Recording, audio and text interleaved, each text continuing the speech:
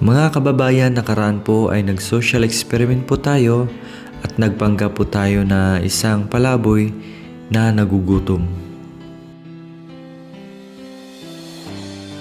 At may nakita po ako isang bahay-bahayan dito, kaya lumapit po tayo, sinubukan natin. So awa ng Panginoon ay mabait yung nakatira dito, binigyan tayo ng pagkain. So itong umaga lang po, habang kami ay papunta sa site doon sa ating pabahay kaya na Ate Gemma, ay nasalubong po namin si Kuya na tulak-tulak po niya yung kanyang kariton at punong-puno po ito ng kalakal. Kaya sinundan po muna namin at ito nga po, nandito siya ngayon sa junk shop. Siguro ibenta niya itong kalakal niya. Ayan, talagang napakasipag ni Kuya, no? Mula umaga hanggang gabi ay patuloy po sa kanyang pangangalakal para lang may pangtustos sa kanilang dalawa na mag-asawa. Ayan, isa din si Kuya. Akala ko ay magagalit siya nung pagdating niya. Ay yun pala, ay napakabait din. Binigyan pa ako ng pera, no? Kinausap. At yun si Kuya, oh. Yan, binaban niya yung kanyang kalakal.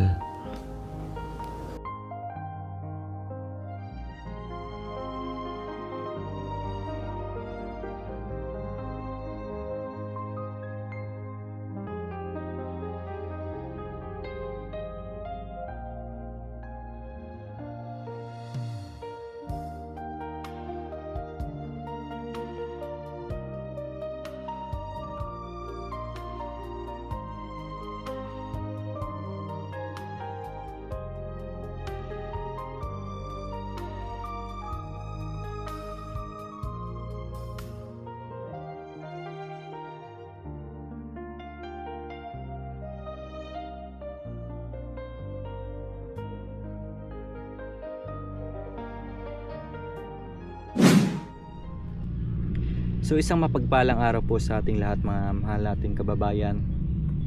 At ngayong araw po mismo ay magbalik social experiment na naman po tayo. Maraming salamat po sa lahat po ng inyong mga comments about sa akin at sa paghahanga nyo rin po sa mag-asawa, no?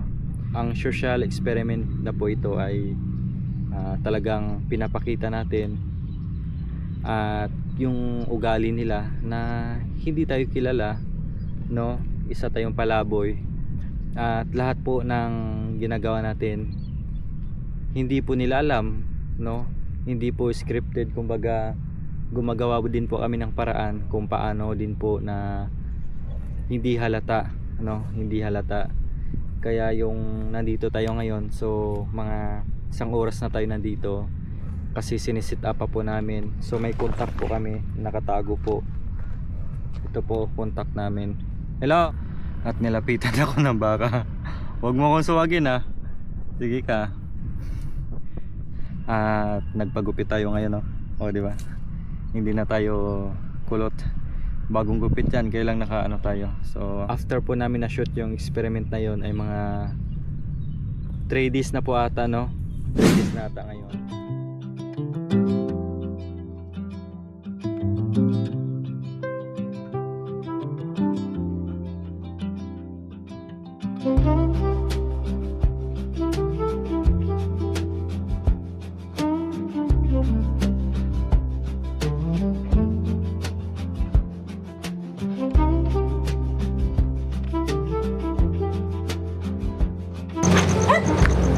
Hello, te. Nagbalik ako ulit. Yeah.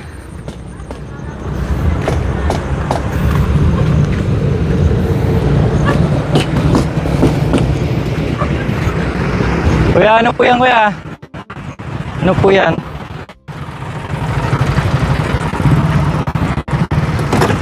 Yan na po nakaraan, di ako nakapunta. Bukas po yung ulan.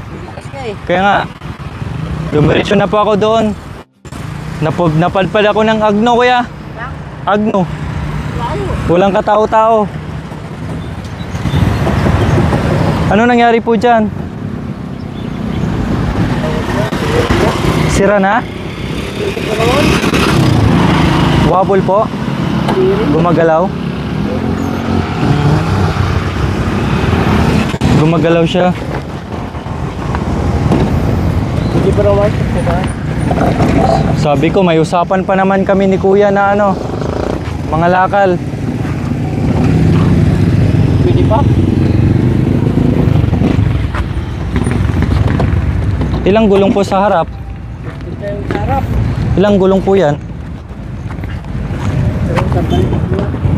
Ay, pudpud na po pala, no?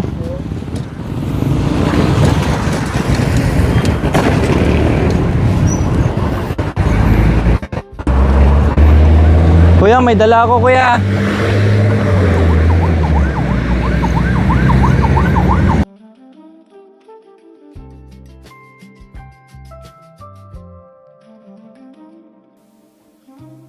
Kumusta po kayo? Ha? Kumusta po kayo? Basta naman. Nangalakal po ba kayo ngayon? Sabi ko patay, may usapan kami ni Kuya.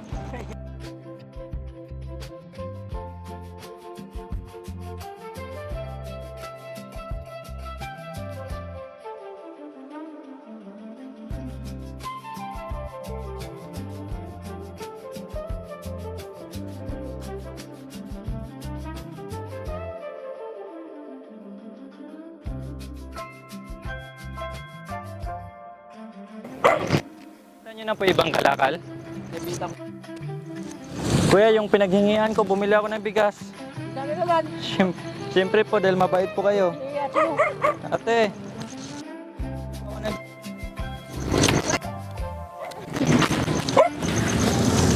Tapos ulam din po natin.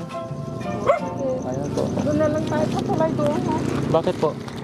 Lakas kasi ng ulan eh. Nababasa po kayo dyan? Oo, nababasa ako. Dito ko na ayaw. Lalabas din ako. Abuin ko talaga sa kabuan. DB Mart. Saan po? Doon sa DB Mart. Nakapagtapuon doon sa grocery. Merinda. Kalakal po kayo, kuya?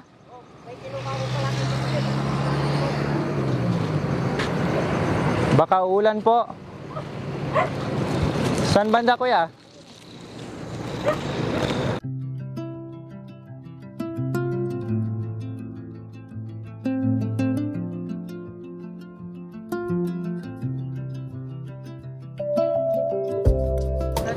May usapan pa sana kami na sasama ako mga lakal. Oo, sama ka sana. Diyan lang sa DB Mart. Yung grocery dyan. Ginagawa nila, nagpapalit sila kayo ng paninda doon. Kasi papagawin na rin. Oo, pumunta na ba? Opo, nandun na po.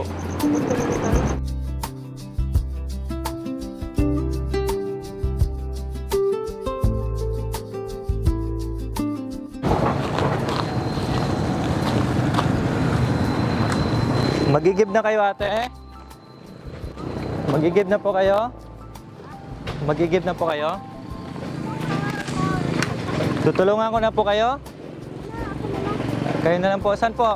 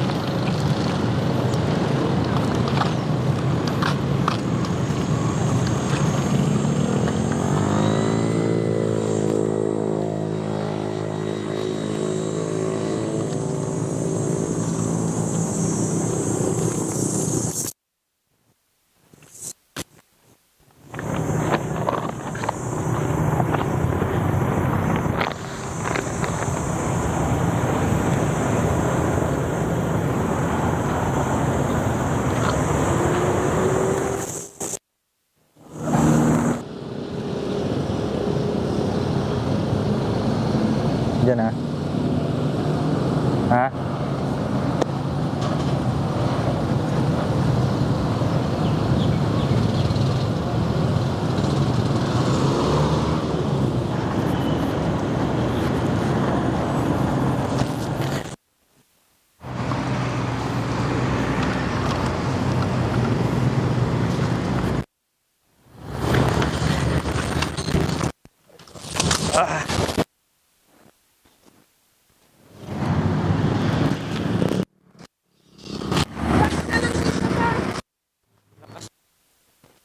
Kaso pinadalhin doon sa Ah. Silong natin.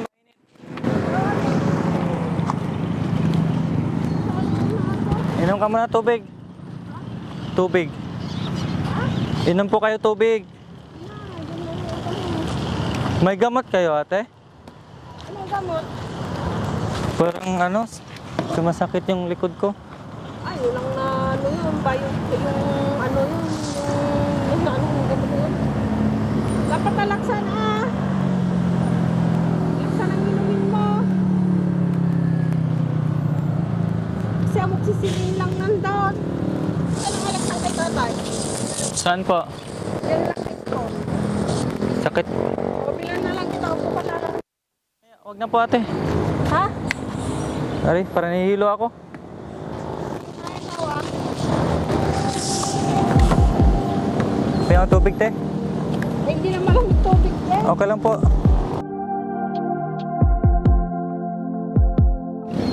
Bilisan mo, te.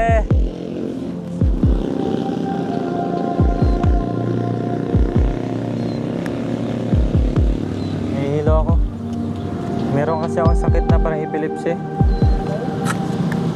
Pwede magpagod ako ganun.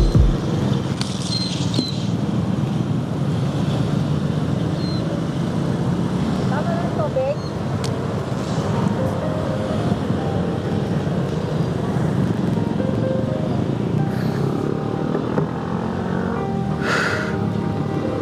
Ano yung gamot sa presensya? Yung maliliit, ate. Pwede na palilig? Kulay puti. Anong pangalan? Anong pangalan yan? Hindi ko po alam. Hindi ko po maibanggit. Mahirap banggitin.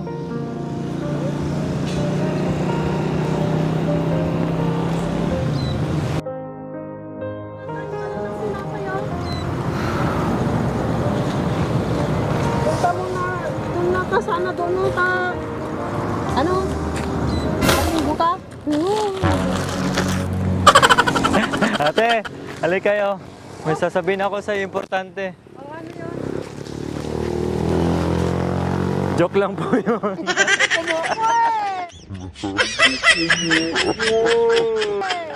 Hindi po. Bumalik po ako sa inyo dito, ate, kasi nung nakaraan po, nagpanggap ako ng pulubi. Oo. Eh ngayon, bumalik ako kasi gusto ko lang magpasalamat sa inyo. Hindi ako totoong pulubi. Ha? Sige ah. Oo.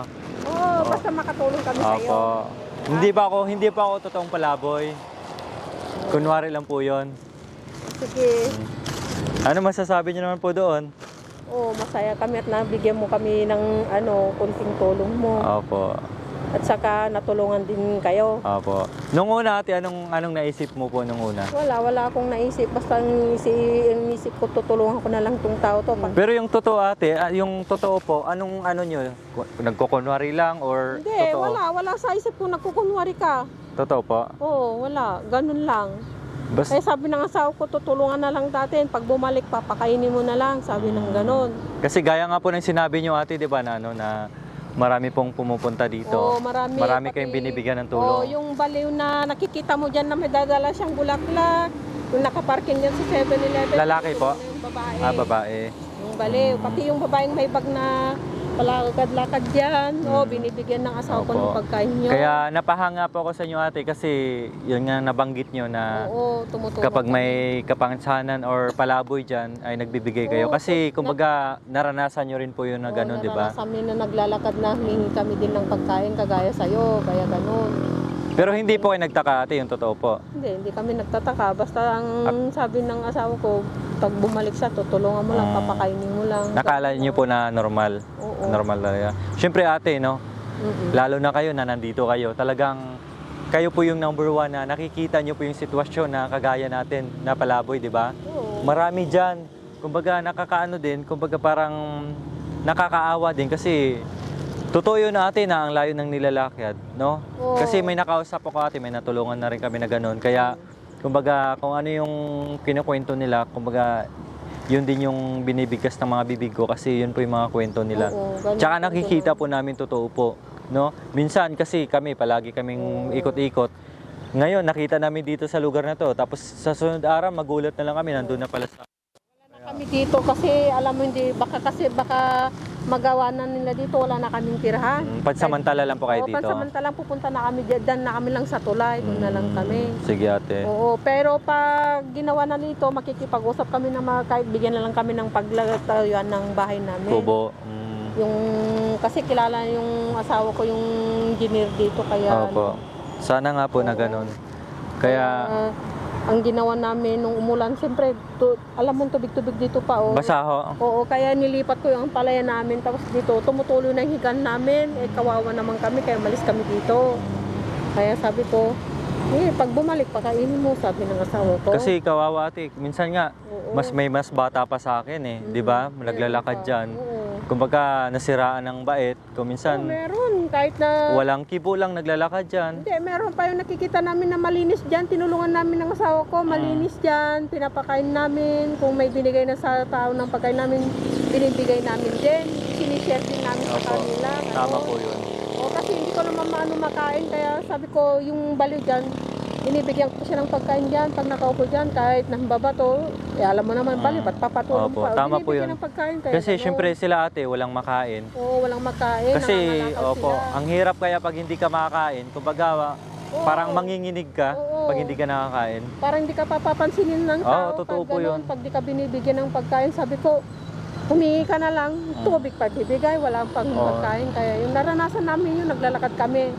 Mula nung nandun kami nagtrabaho sa Abra, malis kami doon sa amo namin, naglalakad kami.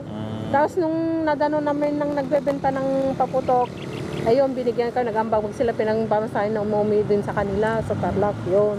Kaya, Oo, kaya tuloy-tuloy kami Opo. naglalakad, nangangalakal kami sa kalsada, na namumulot kami ng mga bakal, binibenta para lang pagkain kami ng asawa ko. kaya natutuwa po ako sa inyo ate. Number Kaya one, tulungin kami Opo. kahit anong pumupunta dito, tinutulungan namin. Marami Kahit ganito lang yung ano na, yung nagbabike na nangangalakal din, pinapakain namin dito. Sabi ng asawa ko, pag may kain, sige, pakainin mo lang. Pag wala, edi pasensya, sabi ng asawa ko. Kasi Mabait ng napakasipag asawa po ng asawa nyo. Oo, Sa totoo, tuloy-tuloy. nakita ko po siya kaninang Oo. umaga po. Grabe, nagbenta Oy, ng nagbenta siya ng Ang daming po. Tama po yung sinabi nyo, hindi po ay nagsinungaling. Oo. Kasi nakasalubong po namin si Kuya kanina na Yan, nagbenta. pagdating niya, marami naman dala niya. Oo, ayan po. Akala mo di nagbenta eh, maraming ano eh. May balik na naman, may Oo. kapalit ka. Ano naman sabi ni Kuya? Wala namang sinabi, baka mamaya ano yan, ganyan-ganon. Kasi, Wala. di ba nabanggit niyo po sa akin ate na Sabi meron niya- kayong nakupkop na mag-asawa. Oo. Imbis na magpasalamat, Hindi nagpasalamat. ninakawan pa kayo. Pa, oo. Totoo po yun. Totoo. Hindi Kaya, kami nagsisinungaling. buti hindi kayo nadala sa mga ganyang klase ate. Ay, ayoko na kasi nagsinumpatan kami yung babae kasi dyan ang bahay nila noon. Opo. Yung sinira ng asawa Ayan, ko. ayan po yun. Oo, tapos ginawa niyang bahay nila. Yung babae parang nagbali-baliwan. Ang ginawa niya, nalasing yung asawa. Imbes na tulungan yung asawa niya, ayun, nakawak siya ng gunting. Nasaksak dito yung lalaki. May Aray. sugat-sugat dito, apat. May diferensya. Umiiyak yung lalaki. May diferensya din po. Oo, yung babae. Hindi, walang diferensya yung lalaki, yung babae. Yung Tapos, babae. oo, may sugat-sugat dito. Tapos nung nahulog sila dyan, nagrambulan sila dyan. Nakatutok yung lalaki yung gunting. Siyempre ako, dito kami nakatira. Inaawat ko, baka mapatay niya, kami ang may kasalanan. Ang Opo. ginawa ko, hindi, tumigil lang kayo, kayong panggulo dito. Hindi kami nagawin ng asawa ko, sabi ko. At sumiyak pa doon sa kopi-kopi, nakakayan, daming customer. Sinundan ko na naman. Kung ganyan kayo, alis na lang kayo. Sabi ko, kinausap ko yung asawa ko, mas mabuting palayasin natin, baka magpatayin kaming dalawang babae. Opo, Sabi ko, madamay pa po kayo. oo, pinalayas ko, nagsunog yung babae, muntik na silang nasunog dyan. Kaya nakatulong din kami, at least nakatulong kami ng tao kaysa Opo. yung pinakain namin. Wala silang gastos, kaming nagpapakain sa kanila. Kaya nga natutuwa ako sa inyo ate Kami kasi ang sa kabila ng kalagayan nyo, nakuha nyo pa pong tumulong sa Oo, iba. kahit ganito lang tinitiran namin ng asawa ko, tumutulong kami. Marami naman yung taong na hindi ka pinapansin, humingi ka ng Opo. pagkain. Wala. Totoo po yun. Imbis na tulungan ka, kumbaga yung iba natatakot din. Oo, dun, ang ginagawa namin ng asawa ko nung hindi pa nangangalakal ang asawa ko, ayun nangangalakal, ang ginagawa ko nang humingi ko sa mga tao doon sa plaza. Humingi din po kayo. Oo, binibigyan kami ng pagkain, ulam, ganun. Tapos ngayon hindi na kasi parang nahiya na ako kasi nangangalakal na ng asawa. Kumbaga kumikita na si kuya. Kita na ayoko na yung kasi isa Kaya- ng mga tao, laki-laki ng tao mo, hindi ka magtrabaho, gaganon yung mga Tama tao. po yun. Kaya ang ginagawa nyo po habang nangangalakal si kuya, dito na lang po kayo. Oo, dito, pag minsan, pagtanghali dito ako sa umaga doon sa silong ng tulay. Okay, so ngayon ate, may ipapakilala po ako sa inyo ha. Oo. Ayun po siya oh.